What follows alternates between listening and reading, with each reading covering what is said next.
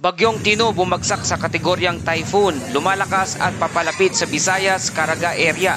Halos sakupin na ng malawak na kaulapan ng typhoon ang Bagyong Tino na may pangalang Kalmegi. Ang halos buong kalupaan ng bansa base sa latest satellite image ngayong Lunes ng hapon, November 3, 2025, inaasahang maglalandfall mamayang gabi sa bahagi ng Eastern Samar, Leyte, Southern Leyte o Dinagat Island. Magandang gabi Pilipinas, ito ang Pilipinas Weather ngayon. Kung bago ka lang sa ating channel, please like, share and subscribe para lagi kang updated sa panahon. Salamat sa iyong suporta. Mga kababayan, ayon sa DOST Pag-asa, ang sentro ng Bagyong Tino o Typhoon Tino ay huling namataan 170 kilometers east-southeast ng Guian, Eastern Samar. May maximum sustained wind ito na 130 kilometers per hour at may pagbugso na umaabot sa 160 kilometers per hour.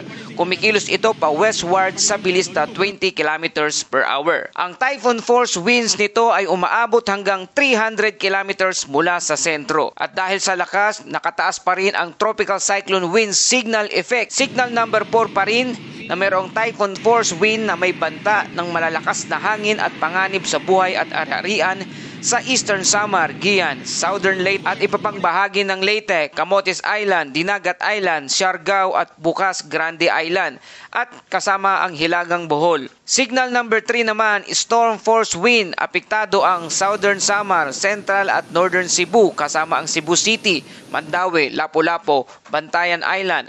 Malaking bahagi ng Leyte, Northern and Negros Occidental at Negros Oriental kasama ang Guimaras at Eastern Iloilo. Signal number 2 naman na mayroong gale force winds, kabilang dito ang Biliran, Samar, Eastern Samar, Morongan City at kalapit na bayan, Bohol, Cebu, Negros, Iloilo, Capiz, Antique at bahagi ng Surigao del Sur, Agusan del Norte at Camiguin.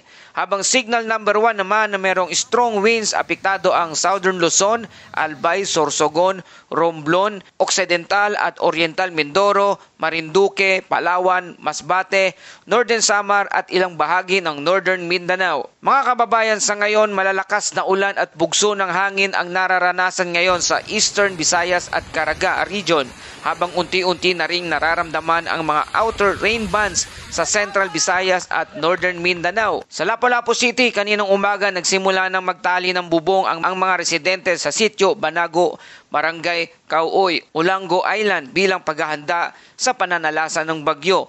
Ilang mangingisda naman ang naglipat ng kanilang mga bangka sa mas mataas na lugar upang maiwasan ang storm surge. Sa Cebu City, nagkaubusan na nga ng paninda sa mga grocery store sa Barangay Mambaling dahil dagsa ang mga mamimiling naghahanda para sa Bagyong Tino. Maraming pamilya ang nag-impake ng emergency supplies at nagbabalot ng gamit bilang paghahanda sa posibleng pagkawala ng kuryente. At sa ilang bahagi ng lugar sa Visayas ay unti-unti na ring nararamdaman ang malalakas na pagbugso ng hangin ng Bagyong Tino. Makikita natin sa mga video mga residente malalakas na hangin at bugso mula sa Bagyong Tino. At dahil dyan, naglabas ang Pag-asa ng heavy rainfall outlook ngayong gabi hanggang bukas ng hapon. 200 mm o dami ng ulan sa Eastern Samar, Southern Leyte, Dinagat Island, Cebu, Negros Occidental, Aklan, Iloilo, Guimaras at Capiz. 100 to 200 mm na dami ng ulan sa Surigao del Norte, Northern Samar, Biliran, Samar, Bohol, Antique, Siquijor, Negros Oriental at Romblon, habang 50 to 100 mm naman na buhos ng ulan sa Palawan, Masbate, Oriental Mindoro at iba pang bahagi ng Visayas at Mindanao. Bukas hanggang Miyerkules, November 5, 200 mm naman na dami ng ulan sa lugar ng Palawan, Aklan at Antique. 100 to 200 mm naman na buhos ng ulan sa Romblon, Oriental Mindoro, Cebu, Negros Occidental, Guimaras, Iloilo at Capiz. Posibleng mas mataas pa ang ulan sa mga bulubundukin at sa mga mabababang bahagi ng lugar. At dahil sa lakas ng Bagyong Tino, meron tayong storm surge warning. May mataas na panganib ng storm surge na maaring lumampas sa 3 metro sa mga coastal areas. Narito ang mga lugar: Masbate, Romblon, Oriental at Occidental Mindoro, Palawan, Dinagat Island, Surigao del Norte at Surigao del Sur. Ang Visayas at Northern Mindanao apektado rin sa storm surge warning. Ang mga mabababang lugar sa baybayin ay posibleng bahain.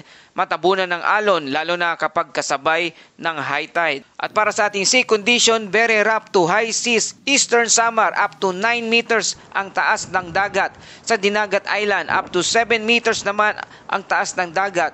Sa Cuyo Island at Northern Palawan up to 6 meters naman sukat na taas ng dagat sa kasalukuyan. Travel by sea is extremely risky. Lahat ng sasakyang pandagat, lalo na ang maliliit na bangka, mahigpit na pinapayuhang huwag munang pumalaot. At narito na ang ating track and intensity outlook ng Bagyong Tino. Inaasahang maglalandfall ngayong gabi o madaling araw ng Martes, November 4 sa pagitan ng Humunhon Island o kaya naman sa Dinagat Island.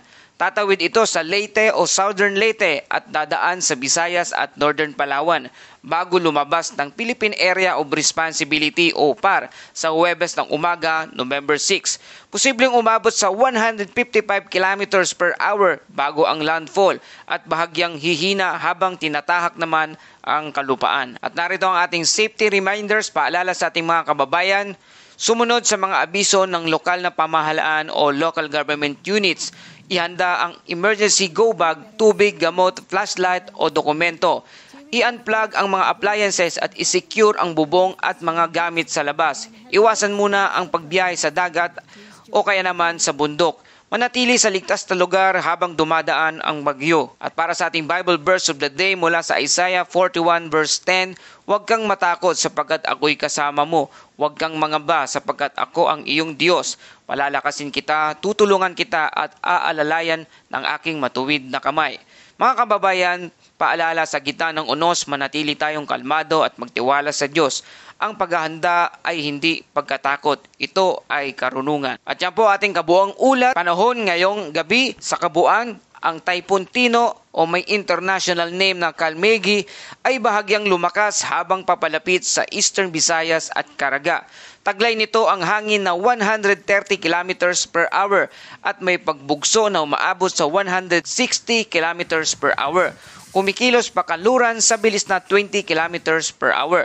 Malawak ang ulan, malalakas ang hangin at matataas ang banta ng storm surge. Kaya't maging alerto at makinig sa mga opisyal na abiso ng DOST Pag-asa at ng inyong lokal na pamahalaan o kaya naman ng NDRRMC. Salamat sa iyong patuloy na pagtutok at pagtangkilik dito sa ating channel. Huwag kalimutang i-like, share, and subscribe para lagi kang updated sa panahon. Ito ang Pilipinas Weather ngayon na lagi nagpapaalala, maghihanda, magiligtas, magi-alerto, ingat tayong lahat.